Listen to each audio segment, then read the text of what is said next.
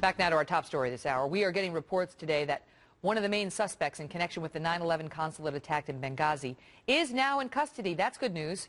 He's being held in Egypt. That's good news, too. They're an ally. Oh, not so fast. Turns out the Egyptian authorities are refusing to give the United States investigators access to question him. Remember, 4 Americans were murdered in this attack in Libya last year, including our own ambassador. And we support Egypt with more than $1 billion in foreign aid each year. Ambassador John Bolton is the former U.S. ambassador to the United Nations and a Fox News contributor.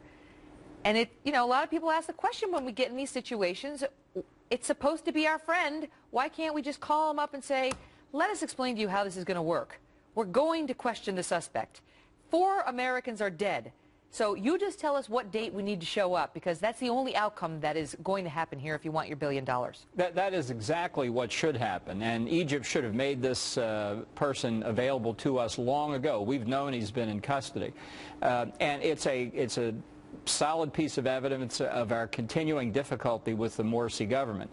I do think, though, it's a mistake to say because of this particular outrageous behavior, which is only one of several they've done in recent weeks and months, that we cut off aid. The aid had begun to be provided after the Camp David Accord of 1979. It's a form of payment to Egypt for the Camp David Accord, as we've given aid to Israel over the same period.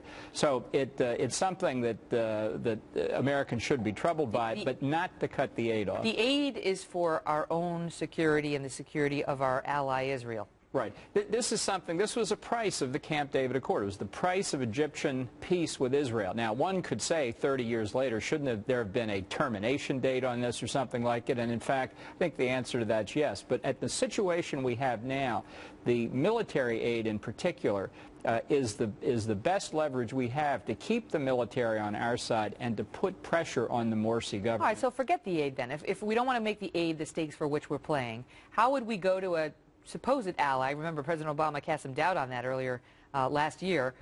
But a supposed ally and say, what are you doing? This is 4 Americans would be bad enough, but we're talking about the U.S. ambassador who was murdered, assassinated, and they've got a guy who apparently was running the training camps where the guys who committed the deed were training. Yeah. Well, what I would do based on this refusal to let us have access to this individual and other things that Morsi has done over the past several months, his anti-Semitic remarks, his attacks on Israel, his domestic policies, I would suspend aid to the Egyptian military. I think that would achieve 2 objectives. It would tell Morsi he's right at the end of his rope in terms of our patience, and it would also tell the Egyptian military, you've got to get this fellow under control. But I don't think we should cut off the aid and allow Morsi to say, I'm abrogating the Camp David peace accord with Israel. I was doing my part. The Americans broke it first. That's what we want to avoid. Isn't there some division between Morsi and the military? Absolutely, yeah. And can that be exploited by us? Absolutely. That's the line we're playing here. We're playing for influence inside the Egyptian government. And,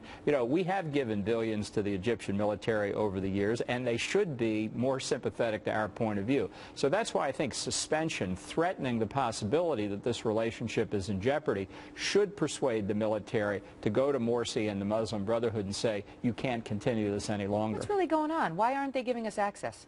Well, I think that part of the problem is that the stories this individual might tell go way beyond what happened in the tragedy of Benghazi on 9/11, and they may be worried about that as well. There may be internal political difficulties within the Muslim Brotherhood, which is not a moderate organization, which has spawned terrorism around the region. This person may have contacts with the Brotherhood they don't want revealed.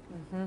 We've just come up empty on so many. 5 months later, 5 months after the 9/11 attack, we've basically done nothing. And that weakness is a signal to other terrorists around the Middle East that you can kill an American ambassador and other official Americans and effectively get away with it. That's the worst possible signal to send. Remember the one guy who had all this information about the attack, and the New York Times found him sipping a strawberry frappe in a cafe? Right, and he's gone now too. Yeah, and now he's gone. Ambassador, thanks for being here. Thank you.